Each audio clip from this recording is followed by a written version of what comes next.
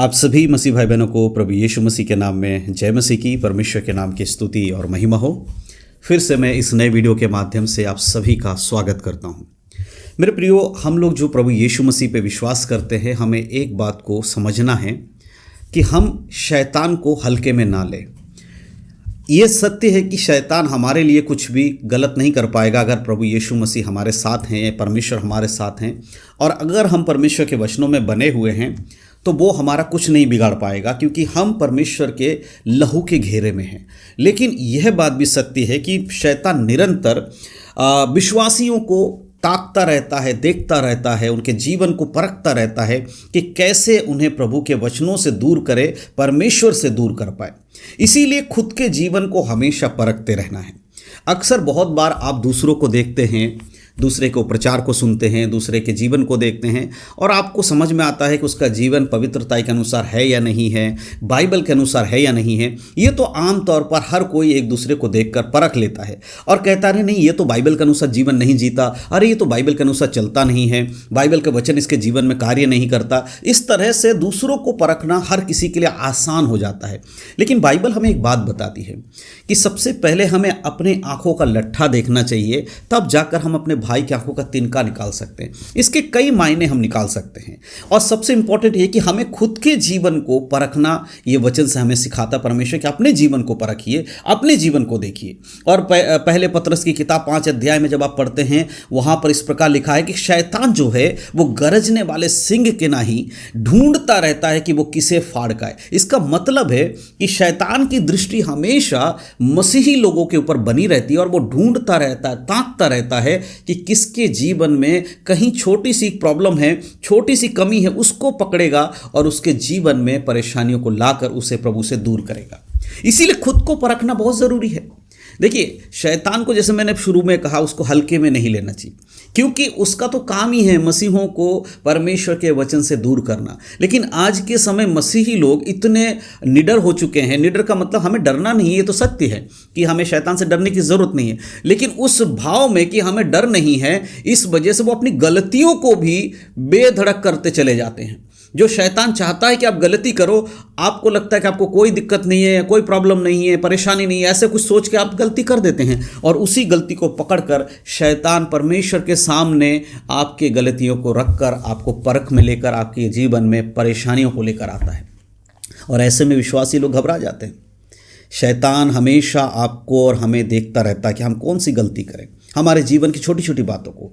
ऐसा नहीं है कि शैतान को हमसे, हमारे ताकत से कोई दिक्कत है। अगर हमें प्रभु की ओर से सामर्थ्य मिल रहा है तो शैतान को कोई प्रॉब्लम नहीं, लेकिन वो ढूंढता है क्या चीज़? हमारे जीवन में वो कमियों को ढूंढता है, वो हमारी कमियों को देखता है। इसीलिए वचन भी हमें बार बार सिखाते हैं, खुद को मजबूत करो, परमेश्वर के हथियार बांध लो, ताकि तुम बुरे वक्त में शैतान का सामना कर सको। लेकिन लोग आज शैतान का सामना करने की तो बात छोड़िए, वो इतने निडर होकर, इतने बेफिक्र हो गए हैं अपने जीवन को लेकर कि वो परमेश्वर की आज्ञाओं को भी नहीं मानते हैं।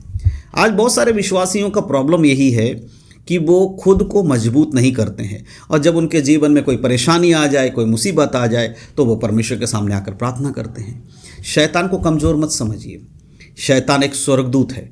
आज भले ही वो स्वर्गदूत नहीं है, लेकिन जिस समय परमेश्वर ने लूसीफर को बनाया तो वो एक सुंदर स्वर्गदूत था, शक्तिशाली स्वर्गदूत था। बाद में वो अपने स्वभाव के वजह से उसने परमेश्वर के राज्य में पाप किया, जिसकी वजह से उसे स्वर्ग से निकाल दिया गया, उसे गिरा दिया गया, और वो गिरा हुआ स्वर्गदूत शैतान बन गया। लेकिन आप ये भी जानिए कि उसके पास, परमेश्वर ने जब उसे बनाया तो उसके पास बहुत सारी शक्तियाँ थीं। आज भी उसके पास कई सारी शक्तियां हैं, उसका इस्तेमाल करते हैं।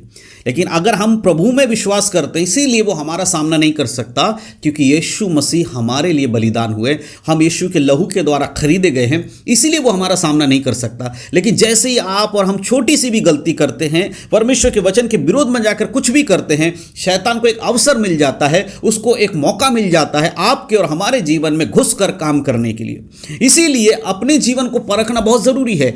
दूसरों को परखने से पहले खुद को परखिए।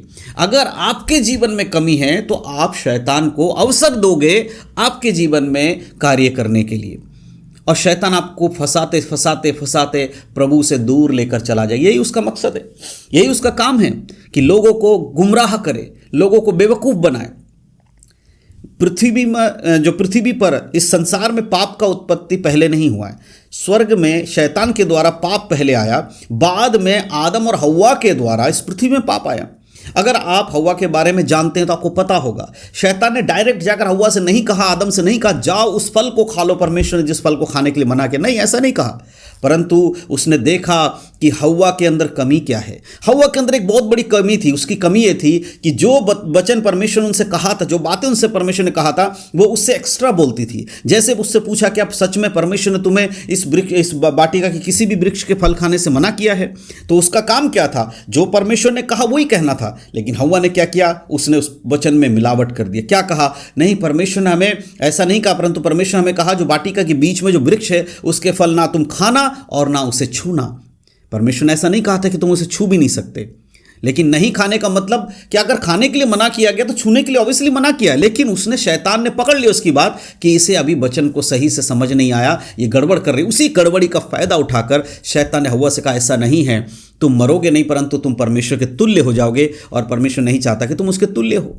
इस बात का फायदा उठाकर उसने इस्तेमाल किया हव्वा को। आज भी बहुत सारे विश्वासियों के जीवन में कमियों को देखता है, शैतान देखता है। अच्छा, कुछ लोग सोचते हैं कि हम तो संडे चर्च जाते हैं, हम तो बहुत अच्छे विश्वासी हैं, लेकिन बाइबल में क्या लिखा है? अंतिम समय में ज़्यादा से ज़्यादा संगति करो, प्रार्थना में समय बिताओ, लगातार निरंतर प्रार्थना करते रहो। लोगों को लगता है हम तो संडे को चर्च जाते, यही काफ़ी है, अब हमें और कुछ करने की ज़रूरत नहीं है। शैतान तुरंत पकड़ता है, ये तो घर में प्रार्थना नहीं कर रहा है, ये तो व्यक्तिगत जीवन में प्रार्थना नहीं करता, ये तो बाइबल पढ़ने वाला व्यक्ति नहीं है। उसी जगह पर शैतान वार करता है, और जो चीज़ें आपके लिए ज़रूरी है उन्हीं चीज़ों को आपके सामने लेकर आएगा और आपको उन चीज़ों में फंसाकर प्रभु से दूर करेगा। इसीलिए ज्यादा प्रार्थना में समय दीजिए, शैतान को मौका मत दीजिए। उसको नहीं लगना चाहिए कि आप खाली हैं। हालेलुया।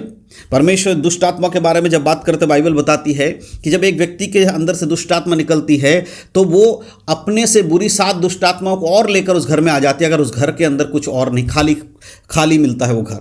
यानी कि दुष्ट आत्मा जब किसी के जीवन से निकल जाती है तो वो क्या करती है? इधर उधर ढूंढती कि अब मैं किस में जाऊं, अब मैं किसके अंदर घुसूं, अब किसके शरीर में कब्जा करूं। ऐसे में वो वापस अपने ही उसी घर की ओर आती है जिसमें पहले थे। आकर देखते अरे ये तो बिल्कुल साफ सुथरा है, इसमें मेरे जाने के बाद कोई नहीं आया है। इसीलिए वो अपने से भी बुरी आत्माओं को लेकर उस व्यक्ति के जीवन में, उसके घर में, उसके शरीर में प्रवेश करती है। इसका अर्थ क्या है? जब आपके जीवन से दुष्ट आत्मा निकलती है, परमेश्वर के आने के बाद जब आपके जीवन से बुराइयों को निकाल देती है, बुरी चीज आपके जीवन से निकल जाती है, तो अच्छी चीज आनी चाहिए, परमेश्वर के वचन आना चाहिए, पवित्र आत्मा का आना चाहिए। अगर वो चीज नहीं है, खाली पड़ा हुआ है, तो फिर से वो बुराई आपके जीवन में भर जाएगी। आज बहुत सारे विश्वासी लोग यीशु मसीह पर विश्वास करने के बाद वही जीवन जी रहे हैं जो पहले जीते थे। होना क्या चाहिए था कि बुरी चीजें जब आपके जीवन से निकल गई तो अच्छी चीज आनी चाहिए थी। अगर आप संसारिक बातों से मन हटा चुके हैं तो बाइबल की बातें आपके जीवन में आनी चाहिए थी। आपको प्रार्थना करने वाला व्यक्ति बनना चाहिए था, आपको वचनों को पढ़ने वाला व्यक्ति बनना चाहिए था, आपको आराधना करने वाला व्यक्ति बनना चाहिए था। लेकिन आप संडे को चर्च जाकर आप सोचते हैं आप बिल्कुल परफेक्ट हो गए, सही हो गया, कोई दिक्कत नहीं है। ऐसी यही चीज़ों को शैतान समझ जाता है और शैतान को पता चलता है कि ये व्यक्ति वचन के अनुसार नहीं है, और तब वो आपके जीवन में हमला करता है। इसीलिए शैतान को कमज़ोर मत समझिए। वो आपके ऊपर दृष्टि करता है, आपके ऊपर नज़र रख के रखता है और देखता है कि आप कहाँ पर कमज़ोर पड़ रहे हैं, और जहाँ आप कमज़ोर पड़ते हैं उसी जगह पे वो आपके ऊपर हमला करता है। तो मेरे प्रियो, आज के इस वीडियो के माध्यम से मैं आपको यही बताना चाहता हूँ, अपने जीवन को ज़्यादा गौर कीजिए, अपने जीवन को ज़्यादा परखिए, अपने जीवन को ज़्यादा देखिए कि आप किस तरह से प्रभु में चल रहे हैं। जरा सा भी कमी अगर आप शैतान को देंगे, उस कमी का वो फ़ायदा उठाएगा और आपके जीवन में बुराइयों को लेकर आएगा और परमेश्वर से आपको दूर कर देगा। मेरे प्रियो, मैं विश्वास करता हूँ कि जो बातें आज मैं आपको बता रहा, आपको समझ में आ रहा है। शायद मैं आपको आपके कान की खुजली के अनुसार बातें नहीं बोल पाऊँगा, शायद मैं आपको बाकी सारे ऐसी बातें नहीं बोल पाऊँगा जिससे आपके मन को आनंद मिले, लेकिन जो कुछ मैं आपको बोल रहा हूँ उससे आपकी आत्मा को आनंद मिलेगा, आपकी आत्मा को शांति मिलेगी। और इस बात को याद रखिए, यीशु का आगमन बहुत शीघ्र है। अभी अगर समय नहीं मिला आपको, अगर अभी समय आपको मिला है तो अपने जीवन को सुधार लीजिए, नहीं तो बाद में आपको समय भी नहीं मिलेगा। परमेश्वर इन सब बातों के द्वारा आप सबको आशीष दे। और अगर कोई भी सवाल आपका है बाइबल आधारित तो आप हमें कमेंट कर सकते हैं, हमारे वीडियो के नीचे कमेंट बॉक्स में कमेंट कीजिएगा, मैं आपको उसका जवाब कमेंट में लिख के दूंगा। अगर हो सकेगा तो मैं उसके लिए वीडियो भी बनाकर आप तक पहुंचाऊंगा। तो इन सब बातों के द्वारा परमेश्वर आप सबको आशीष दे। यीशु मसीह के नाम में सभी को जय मसीह की। God bless you.